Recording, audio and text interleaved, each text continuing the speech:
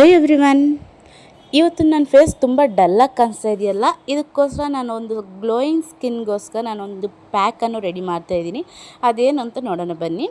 First ನಾನು ಒಂದು 3 ಸ್ಪೂನಷ್ಟು ಹಾಲನ್ನು ತೊಗೊಂಡಿದ್ದೀನಿ ಮತ್ತು ಒಂದೆರಡು ಸ್ಪೂನ್ ಕಾಫಿ ಪೌಡರನ್ನು ತೊಗೊಂಡಿದ್ದೀನಿ. ನೀವು ಯಾವುದು ಯೂಸ್ ಮಾಡಿದ್ರೆ ಮನೆಯಲ್ಲಿ ಆ ಕಾಫಿ ಪೌಡರ್ ಸಾಕು. ಮತ್ತು ಸ್ವಲ್ಪ ಅರಿಶಿಣ ಪುಡಿಯನ್ನು ಹಾಕ್ಕೊಂಡು ಚೆನ್ನಾಗಿ ಮಿಕ್ಸ್ ಮಾಡ್ಕೊಳ್ಳಿ.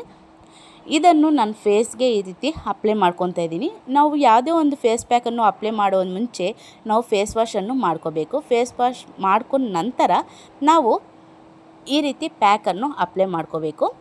ಈಗ ಅಪ್ಲೈ ಮಾಡ್ಕೊಂಡಾಯಿತು, ಡ್ರೈ ಆಗಿದೆ ನೋಡಿ. ನಾನು ಮುಟ್ಟಿ ತೋರಿಸ್ತಾ ಇದ್ದೀನಿ, ಫುಲ್ಲು ಡ್ರೈ ಆಗಿಬಿಟ್ಟಿದೆ. ಈಗ ವಾಶ್ ಮಾಡಿ ತೋರಿಸ್ತೀನಿ ನನ್ನ ಫೇಸ್ ಯಾವ ರೀತಿ ಗ್ಲೋಯಿಂಗ್ ಬಂದಿದೆ ಆ್ಯಂಡ್ ಬ್ರೈಟ್ನೆಸ್ ಬಂದಿದೆ ಅಂತ.